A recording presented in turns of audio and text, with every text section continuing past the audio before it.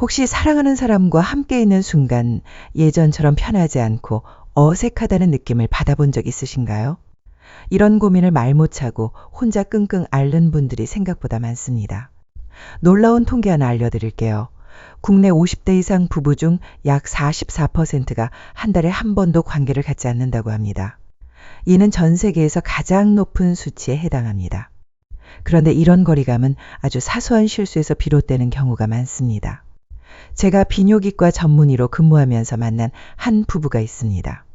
70대 중반의 남편이 요로 감염으로 응급실에 실려왔는데 원인은 애무 중 생긴 미세한 상처로 인한 감염이었습니다. 위생관리 방법만 조금 바꿨을 뿐인데 두 분의 관계는 완전히 달라졌고 몇 달 후엔 마치 신혼처럼 다정한 모습을 보이셨습니다. 30년 넘게 수많은 부부를 상담해 오면서 저는 확신하게 되었습니다. 관계의 변화는 거창한 노력이 아니라 아주 작은 실천에서 시작됩니다. 특히 위생에 대한 이해와 서로에 대한 솔직한 소통. 이 두 가지만 제대로 해도 관계는 충분히 달라질 수 있습니다. 지금부터 그 핵심을 하나하나 알려드리겠습니다. 많은 분들이 나이가 들어도 건강하고 만족스러운 부부관계를 유지하려면 어떻게 해야 하느냐고 물어오셨습니다. 이 질문에 대한 답을 찾기 위해 저는 지난 10년간 국내외 연구들을 철저히 분석해 왔습니다. 그 결과는 의외로 간단했습니다. 우리가 일상에서 조금만 신경 쓰면 바로 실천할 수 있는 것들이 대부분이었죠. 오늘 말씀드릴 핵심은 5가지입니다. 첫째, 사랑의 호르몬이 관계에 미치는 긍정적인 영향을 알려드리고, 둘째, 정기적인 관계가 면역력을 크게 높인다는 과학적 데이터를 소개할 예정입니다. 셋째, 위생관리에서 많은 분들이 간과하는 핵심 요소를 짚어드릴 것이고, 넷째는 부부간 소통이 만족도에 미치는 영향을 구체적으로 설명드릴 겁니다. 마지막으로는 나이가 들수록 오히려 더 깊어지는 관계의 비밀을 공개하겠습니다. 이 내용을 정리한 이유는 누구나 쉽게 따라할 수 있는 실천법으로 삶의 질을 눕힐 수 있다는 사실을 널리기 때문입니다. 이제 본격적으로 시작해 볼게요. 평소 스킨십을 나눌 때 우리 몸에서는 놀라운 일이 벌어집니다. 뇌에서 옥시토신이라는 호르몬이 분비되는데 이것이 바로 사랑의 호르몬으로 불리는 물질입니다. 단순히 기분만 좋아지는 게 아니라 전신의 다양한 긍정적 반응을 일으키는 힘이 있습니다. 옥시토신이 분비되면 몸속에서 놀라운 변화가 일어납니다. 스트레스를 유발하는 코르티솔 수치가 빠르게 낮아지고 혈압이 안정되며 심장 박동도 차분해집니다. 이 호르몬은 단순히 기분만 좋게 만드는 게 아니라 강력한 진통 효과까지 있어 관절 통증 완화에도 큰 도움이 됩니다.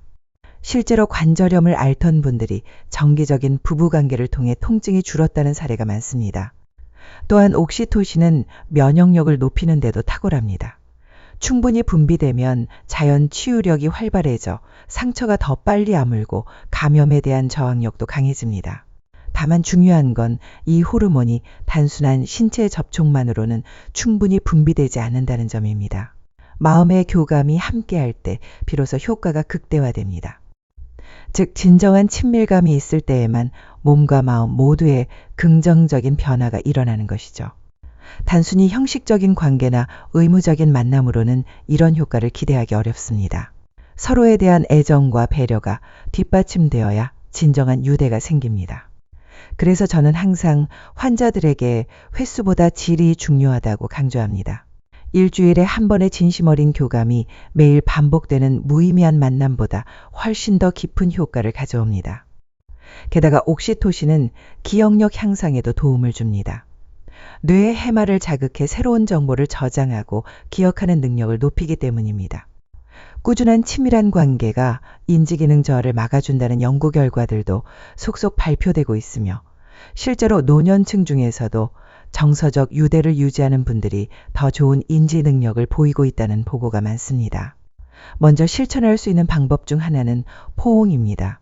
단 20초 이상 서로를 따뜻하게 안아주는 것만으로도 옥시토신이 충분히 분비됩니다. 이 단순한 행동이 주는 효과는 생각보다 훨씬 큽니다. 미국 펜실베이니아 위크스 대학교의 대규모 연구 결과에 따르면 일주일에 한두 번 정기적인 관계를 갖는 사람들의 면역굴로 불린 A 수치가 33%나 증가했다고 합니다. 이 항체는 외부 바이러스로부터 우리 몸을 보호하는 방패 같은 역할을 하며 수치가 높을수록 감기나 독감 같은 감염에 강해집니다. 특히 이 효과는 나이에 상관없이 나타났으며 70대, 10대에서도 면역력이 현저히 높아졌다는 점은 매우 고무적입니다. 다만 주의할 점도 있습니다.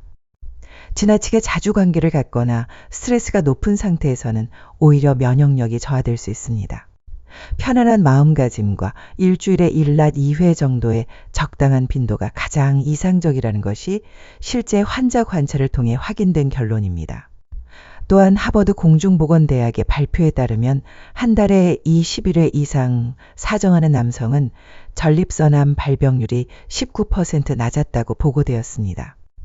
이처럼 정기적인 관계는 남성 건강에도 분명한 긍정 효과가 있습니다. 여성도 예외는 아닙니다. 지속적인 관계는 에스트로겐 분비를 촉진해 뼈를 튼튼하게 하고 피부의 탄력을 높이며 자궁과 질 건강까지도 향상시켜줍니다. 나이가 들수록 신체 변화에 대한 두려움이 클 수 있지만 꾸준한 관계는 건강한 노년을 위한 자연스러운 해결책이 될 수 있습니다. 폐경 이후 여성에게 정기적인 관계는 단순한 선택이 아닌 건강을 위한 중요한 습관입니다. 질의 위축을 막고 자연윤활 기능을 유지하는 데 큰 도움이 되며 이는 과학적으로도 입증되어 있습니다. 그래서 저는 항상 환자들에게 관계를 쾌락이나 의무로만 여기지 말고 운동이나 식단처럼 건강관리의 한 축으로 생각하라고 말씀드립니다. 예를 들어 캐나다 퀘벡대학교 연구에 따르면 평균 이 15분간의 관계를 통해 남성은 약 11칼로리, 여성은 약 69칼로리를 소비하며 이는 빠르게 걷는 운동과 비슷한 수준입니다. 게다가 심박수가 자연스럽게 상승하면서 혈액순환이 활발해지고 심혈관 건강에도 긍정적인 영향을 줍니다. 하지만 건강한 관계를 위해 꼭 짚고 넘어가야 할 부분이 있습니다. 많은 분들이 위생을 단순히 씻는 것이라고 오해하는데 이것은 매우 위험한 착각입니다. 입안에는 700종이 넘는 세균이 존재하며 구강과 생식기 접촉 시 이 세균들이 예기치 않은 곳으로 옮겨질 수 있습니다. 문제는 생식기 주변 피부가 생각보다 훨씬 민감하고 약하다는 점입니다. 작은 상처 하나로도 세균이 침투할 수 있으며 중년 이후에는 피부 회복력이 떨어지기 때문에 감염 위험이 더 커집니다. 제가 수많은 환자를 치료하며 가장 강조해 온 것도 이 부분입니다. 단순히 샤워를 하는 것만으론 부족하며 언제 어떻게 씻느냐가 핵심입니다. 관계 전 위생 관리는 건강을 지키기 위한 첫걸음입니다. 이 준비 과정을 소홀히 한다면 그 작은 방심이 큰 문제로 이어질 수 있습니다. 관계를 갖기 전에는 반드시 위생을 철저히 관리해야 합니다. 성기 주변과 항문 부위는 미지근한 물로 부드럽게 씻고 자극이 적은 중성 비누를 사용하는 것이 좋습니다. 향이 강하거나 항균 성분이 들어간 제품은 오히려 유익한 균까지 죽여 균형을 무너뜨릴 수 있기 때문입니다. 구강 청결도 중요합니다. 양치질은 물론이고 혀 클리너를 활용해 혀 표면의 세균까지 제거해 주세요. 가글은 도움이 되지만 너무 자주 하면 오히려 구강 내 정상 세균층이 손상될 수 있으니 주의해야 합니다. 손톱 관리도 소홀히 해서는 안 됩니다.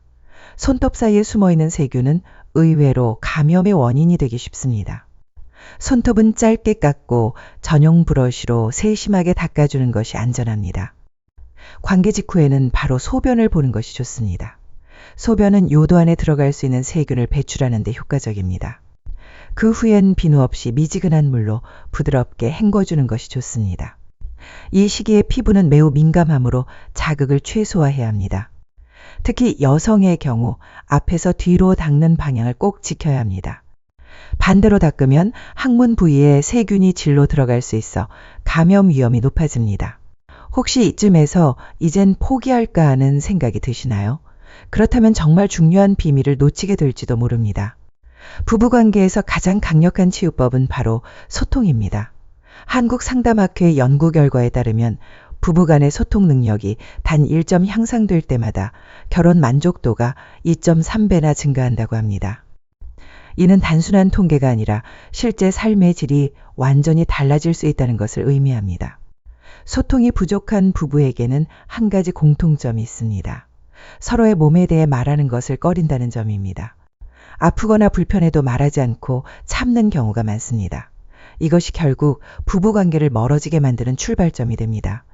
이런 침묵이 쌓이기 시작하면 부부 사이의 관계는 점점 의무감으로 변해가기 쉽습니다.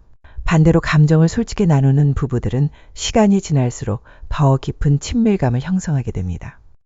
서로의 변화를 자연스럽게 받아들이며 새로운 방식으로 관계를 발전시켜 나가기 때문이죠.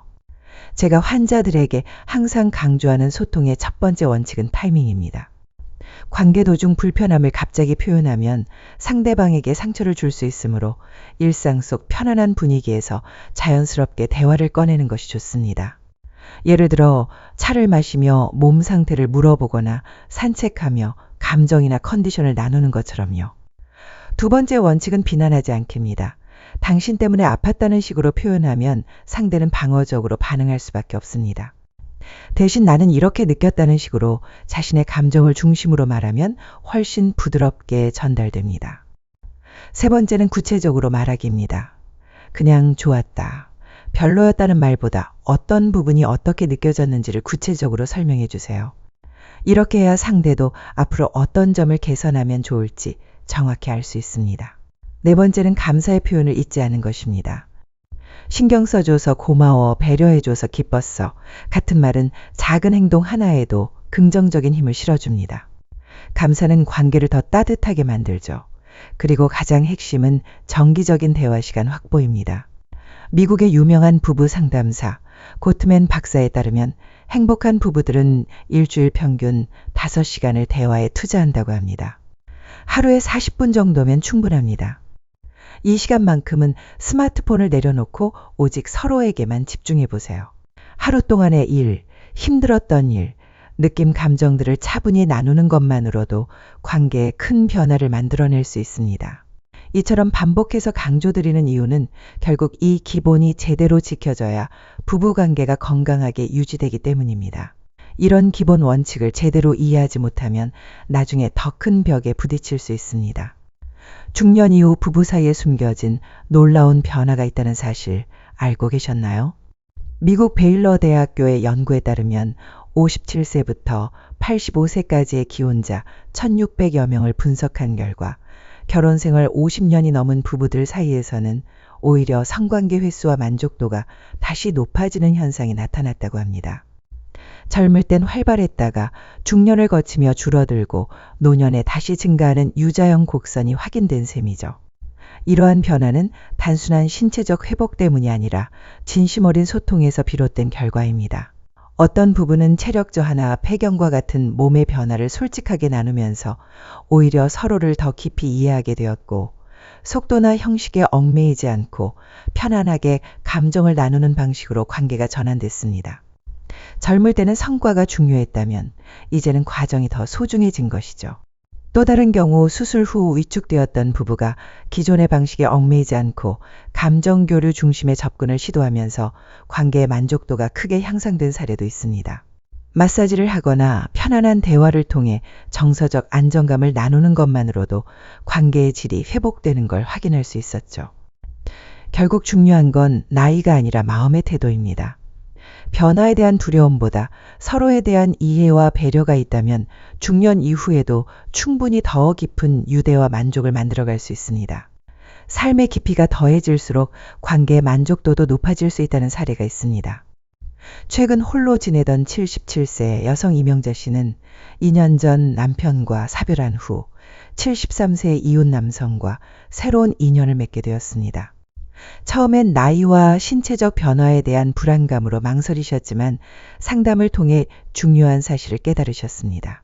나이는 결코 걸림돌이 되지 않으며 오히려 긴 세월 동안 쌓인 경험이 더욱 깊고 성숙한 관계를 가능하게 한다는 점이죠. 이처럼 새로운 관계에 대한 고민은 누구나 할 수 있지만 이를 뒷받침해줄 과학적 근거도 분명히 존재합니다. 영국 브리스톨 대학교의 연구에 따르면 10년간 건강한 남성 2,400명을 추적한 결과 일주일에 3번 이상 관계를 가진 남성은 심근경색과 뇌졸중 발생률이 절반 이하로 감소한 것으로 나타났습니다. 이는 관계 중 심박수가 올라가며 심장 근육이 강화되고 전반적인 혈액순환이 촉진되기 때문입니다. 특히 말초혈관의 혈류가 개선되며 손발 냉증 완화에도 도움이 되며 통증 완화 효과 또한 매우 뛰어납니다. 관계 중 분비되는 엔도르핀은 강력한 진통제 역할을 하며 그 효과는 모르핀보다 최대 200배에 달할 수 있다고 합니다. 이러한 작용 덕분에 편두통, 관절염, 근육통 등의 증상이 크게 줄어들 수 있는 것이죠. 실제로 편두통을 앓는 이들의 절반 이상이 관계 후 통증이 크게 줄어들었다는 연구 결과가 있습니다. 또한 관계 중 분비되는 프로락틴과 옥시토신은 수면 유도에 도움을 주어 깊은 잠을 가능하게 만듭니다. 불면증에 시달리는 분들에게는 자연스러운 수면제로 작용할 수 있는 셈이죠. 숙면이 이루어지면 면역력이 높아지고 성장 호르몬 분비도 활발해집니다. 이 성장 호르몬은 노화를 늦추고 근육량을 유지하며 체지방 감소와 피부 탄력 개선에도 핵심적인 역할을 합니다. 스코틀랜드의 로열 에든버러 병원이 3,500명을 대상으로 조사한 결과 주 3회 이상 성생활을 하는 사람들은 평균 10년 정도 더 젊어 보인다는 평가를 받았습니다. 특히 남성은 12년 흰개월, 여성은 9년 7개월 더 젊게 보였다는 결과가 나왔습니다. 뇌 건강에 미치는 영향도 주목할 만합니다. 관계 중에는 뇌의 다양한 부위가 동시에 활성화되는데 이 중 해마 부위는 기억력 향상과 직결되어 있습니다.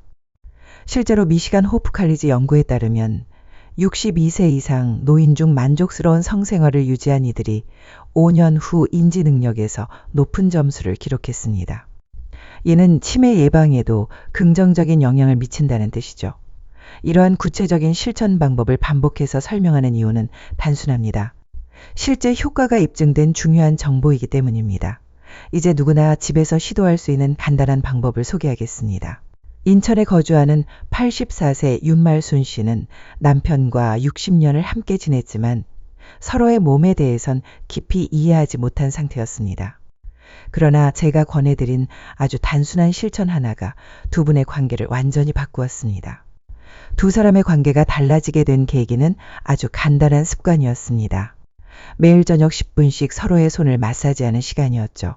손끝에는 온몸과 연결된 경혈이 모여 있어 손가락을 하나하나 부드럽게 누르고 손바닥을 원을 그리며 문지르기만 해도 혈액순환이 좋아지고 몸 전체의 컨디션이 눈에 띄게 향상됩니다. 무엇보다 두 사람 사이의 애정이 자연스럽게 깊어졌습니다. 울산에 거주하는 78세 김세진 씨는 다른 방법을 택하셨습니다. 당뇨병으로 인해 기능 저하로 자신감을 잃고 계셨는데 다시금 자신감을 되찾을 수 있었죠. 특히 명상과 함께 진행한 호흡법은 스트레스 완화에도 큰 도움이 되었습니다. 전주에 사는 80세 이금순 씨는 관절염으로 일상적인 움직임조차 어려우셨던 분입니다.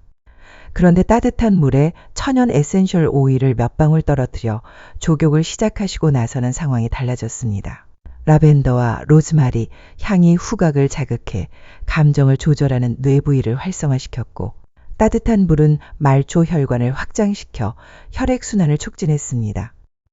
매일 30분씩 족욕을 하며 남편과 함께하는 대화의 시간이 분에게는 하루 중 가장 소중한 시간이 되었다고 합니다. 안양에 거주하는 75세 민철수 씨는 음식으로 접근해 보았습니다. 혈관 건강에 좋은 성분이 풍부한 석류와 수박, 아르기닌이 많은 견과류를 꾸준히 섭취하기 시작하신 거죠. 특히 석류에 함유된 강력한 항산화 성분은 혈관 내피 기능을 개선해 혈류를 원활하게 만들어줍니다. 실제로 석류를 꾸준히 섭취하신 분들 중에는 3개월 만에 체력이 좋아지고 일상의 활력을 되찾은 사례도 많았습니다. 때로는 이렇게 자연스러운 방법이 약물보다 더 탁월한 효과를 보이기도 하죠. 이 내용이 믿기 어려우신 분들을 위해 분명히 말씀드립니다. 이 모든 방법은 실제 환자들에게서 확인된 결과입니다. 이제 여러분께 꼭 드리고 싶은 마지막 메시지가 있습니다. 지금 이 순간 포기한다면 인생에서 가장 소중한 시간들을 놓칠지도 모릅니다. 30년 넘게 진료 현장에서 지켜본 바로 저는 확신합니다.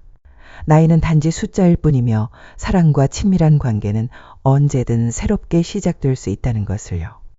그동안 말씀드린 내용을 정리하면 핵심은 간단합니다. 첫째, 서로의 몸과 마음을 있는 그대로 존중하세요. 둘째, 과학적으로 검증된 방법을 꾸준히 실천해 보세요. 셋째, 완벽하지 않아도 괜찮다는 여유를 가지세요. 넷째, 솔직한 소통을 통해 서로의 변화를 인정하고 함께 적응하세요. 다섯째, 부부관계는 단순한 즐거움을 넘어 마음과 몸을 치유하는 소중한 시간이란 걸 잊지 마세요. 제가 만난 부부 중 진정으로 행복한 분들은 완벽해서가 아니라 서로의 부족함을 따뜻하게 감싸 안을 줄 아는 분들이었습니다. 나이가 들어도 두 눈을 마주보며 설렘을 느끼는 부부들을 보면 정말 아름답습니다. 그들의 공통점은 세월이 흐를수록 깊어지는 이해와 배려였어요. 젊은 시절의 뜨거운 감정보다도 더 진실되고 깊은 사랑을 나누고 계셨습니다. 여러분도 충분히 그런 관계를 만들어갈 수 있습니다.